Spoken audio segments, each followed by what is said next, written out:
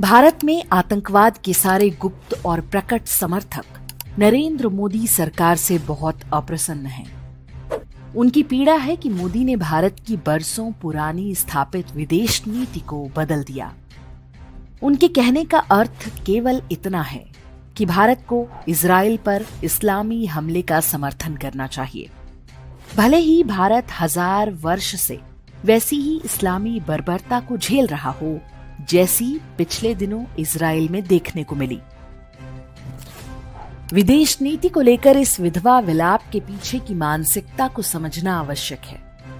स्वतंत्रता के बाद 70 वर्ष तक भारत की बदहाली के पीछे एक बड़ा कारण विदेश नीति रही है। ये वो विदेश नीति थी जो एक प्रकार से अंग्रेजों ने बनाकर कांग्रेस को सौंप दी थी।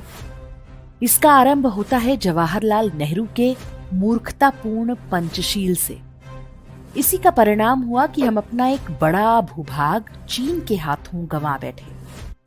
वही भूभाग जिसके नाम पर नेहरू जी के परनाती राहुल गांधी इन दिनों नरेंद्र मोदी को ललकारते रहते हैं। इसके बाद आई नेहरू जी की बेटी इंदिरा गांधी। उनके काल में गुट निरपेक्षता की बातें होती रहीं, लेकिन भारत तब तक पूरी तरह से रूसी समाजवाद के हाथों गिरवी हो चुका था। इंदिरा गांधी के बाद उनके सुपुत्र राजीव गांधी का नंबर आया। उन्होंने बिना किसी तैयारी के श्रीलंका में शांति सेना भेजी और भारतीय सेना को अपने लगभग 1200 जवानों और अफसरों का बलिदान देना पड़ा, वो भी बिना किसी कारण। अटल बिहारी वाजपेयी के काल में इस विदेश नीति में बदलाव की थोड़ी आशा जागी थी, लेकिन वे भी बस लेकर लाहौर पहुंच गए और परिणाम करगिल युद्ध के रूप में सामने आया। मनमोहन सिंह की विदेश नीति की तो बात ही करना व्यर्थ है। ये वो काल था जब भारत का प्रधानमंत्री देहाती औरत की तरह देखा जाता था। एक के बाद एक आतंकवादी हमले होते रहे। मनमोहन सिंह अमेरिका की ओर मुंह करके दयनीय भाव में रोते रहे। भारत की विदेश नीति कभी किसी नेता की आत्ममुग्ध आदर्शवादी मूर्खता का परिणाम रही, तो कभी महाशक्तियों के चरण चाटू भीरुता का। यहाँ तक कि विशुद्ध व्यक्तिगत राजनीतिक स्वार्थ से भी विदेश नीति तय होती रही। वास्तव में एक ही विदेश नीति रही, वो थी मुस्लिम तुष्टीकरण। वर्ष 1965 में सिंगापुर जब मलेशिया से अलग हुआ था तो उसके पास मात्र 2 बटालियन सेना थी। इसमें भी लगभग सभी मलेशियाई मूल के सैनिक थे। उनका सेनाध्यक्ष भी एक मलेशियन मुस्लिम था, जो वहां की राजनीतिक सत्ता को धमकाता रहता था। ऊपर से चीन समर्थक कम्युनिस्टों द्वारा तख्ता पलट का खतरा भी था। ऐसे में सिंगापुर के तत्कालीन प्रधानमंत्री ली कुआं यू ने भारत की ओर देखा। भारत के प्रधानमंत्री लाल बहादुर शास्त्री को एक व्यक्तिगत पत्र लिखा।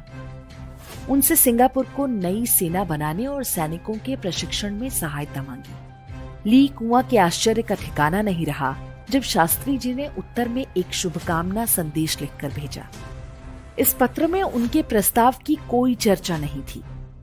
जब सिंगापुर जैसी रणनीतिक लोकेशन पर चीन की नाक के नीचे भारत को एक सैनिक अड्डा बनाने का अवसर मिल रहा था, तब भारत ने उसे केवल इसलिए अस्वीकार कर दिया था क्योंकि उससे एक मुस्लिम देश मलेशिया नाराज हो सकता था। तब भारत की सरकारों की विदेश नीति और राजनीतिक आत्मविश्वास बस इतना ही था कि वे किसी देश को नाराज करने की कल्पना भी नहीं कर सकते थे, विशेष रूप से तब जब वो मुस्लिम देश हो, क्योंकि ऐसा करने से पाकिस्तान मांगने के बाद भी भारत में रुक गए करोड़ों मुसलमानों की भावनाओं को ठेस पहुंच सकती थी। पहली बार ऐसा हो रहा है कि भारत की विदेश नीति को ना तो खुद से ओढ़ी हुई नैतिकता और सिद्धांतों का मोह है और ना ही महाशक्तियों में से एक का पक्ष लेने की विवशता। आज हमारी विदेश नीति केवल एक कसौटी पर तय होती है, वो है सेल्फ इंटरेस्ट अर्थात अपना हित। यूक्रेन और रूस के बीच किसी एक का पक्ष लेना हो या इजराइल और फिलिस्तीन के बीच, पहली बार हम सिद्धांतों से नहीं, सेल्फ इंटरेस्ट से संचालित हैं। भारत ने स्वतंत्रता के पहले 40-50 वर्ष तो इजराइल के अस्तित्व के विरोध में बिता दिए। इंदिरा गांधी यासर अराफात को अपना भाई कहती थी। परिवार से रिश्ता ऐसा कि इंदिरा गांधी ने उन्हें नेहरू शांति पुरस्कार और राजीव गांधी ने इंदिरा गांधी शांति पुरस्कार दिया था, जबकि यासर अराफात 100 से अधिक देशों में आतंकवादी घोषित था और उस पर 2000 लोगों की हत्या का आरोप था।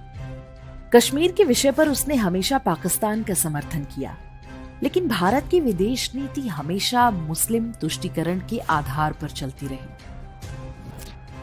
पहली बार वाजपेयी जी ने इजराइल और फिलिस्तीन को बराबर का दर्जा देना आरंभ किया।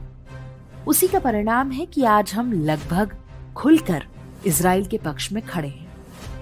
कभी संयुक्त राष्ट्रों में इजराइल के खिलाफ वोट भी देते हैं, तो वो भी अपने लाभ की रणनीति के अनुरूप।